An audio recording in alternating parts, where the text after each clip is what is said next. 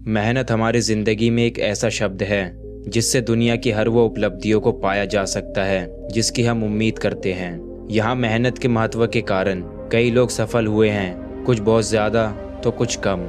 जिस व्यक्ति ने ज़्यादा मेहनत की वो ज़्यादा सफल हुआ। सफलता की कुंजी है मेहनत। बिना मेहनत, बिना कठिनाइयों के कुछ लोग सफल तो ज़रूर हो जाते हैं, पर उनकी सफलता ज़्यादा दिन तक नहीं चलती। आज की इस कहानी के ज़रिए हम आपको बताएंगे कि अगर हम मेहनत करना बंद कर देते हैं तो कैसे हमारा नुकसान होने लगता है। तो कहानी पूरी ज़रूर सुने।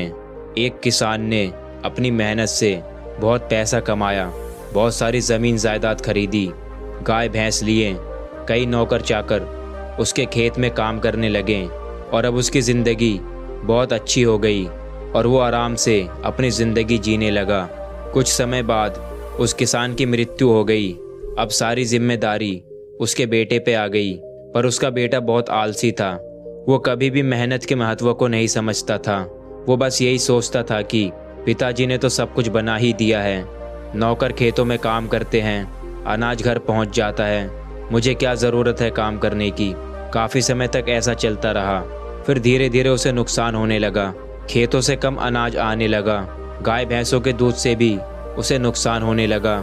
अब वो लड़का थोड़ा परेशान होने लगा कि ऐसा ही चलता रहा तो कुछ समय बाद तो खाने पीने की भी दिक्कत होने लगेगी।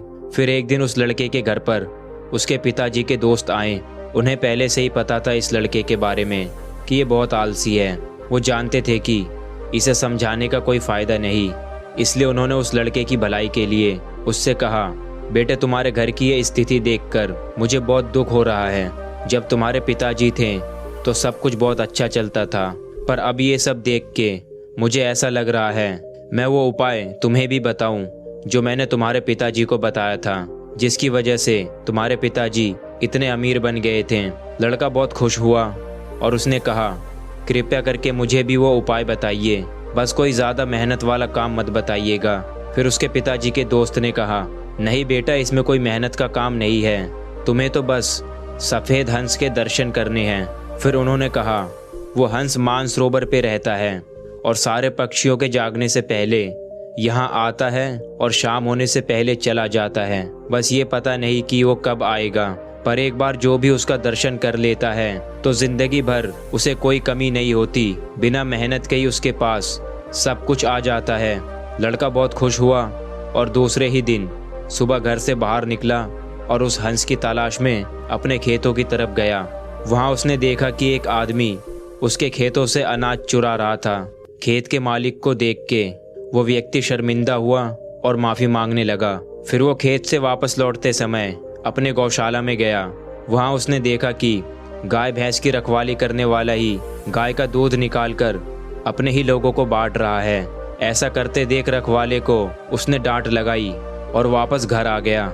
नाश्ता करने के बाद तुरंत वो हंस के दर्शन के लिए खेतों में चला गया। वहाँ पहुँच के उसने देखा इतना समय हो गया पर खेतों में अभी तक मजदूर नहीं आए हैं। जब मजदूर आए तो उन्हें भी उसने डांट लगाई। इस तरह वो जहाँ जहाँ गया उस दिन वहाँ अपने होने वाले रोज के नुकसान से बच गया। सफ़ेद हंस की तलाश में वो लड़का अब रोज सुबह ही अपने घर से निकल जाता। उसके डर से उसके मजदूर समय से काम पे आने लगे और पूरे मन से काम करने लगे। उसके खेतों से अनाज और दूध की चोरी होना भी बंद हो गई। पहले की तुलना में अब उसे मुनाफा होने लगा और उसकी आमदनी बढ़ गई। एक दिन उसके पिताजी के दोस्त फिर से उसके घर आए। उन्हें देख के लड़के ने बोला कि सफ़ेद हंस तो अभी तक मुझे नहीं दिखा, पर उसकी खोज में मैं जब से लगा हूँ तब से ही मुझे बहुत फ़ायदा होने लगा है। पता नहीं वो जिस दिन दिख जाएगा उस दिन क्या होगा। उसके पिताजी के दोस्त हंसने लगे और बोले, तुम अभी तक नहीं समझे, मेहनत करना ही वो सफ़ेद हंस है। मेहनत का फल हमेशा उजाले की तरफ होता है।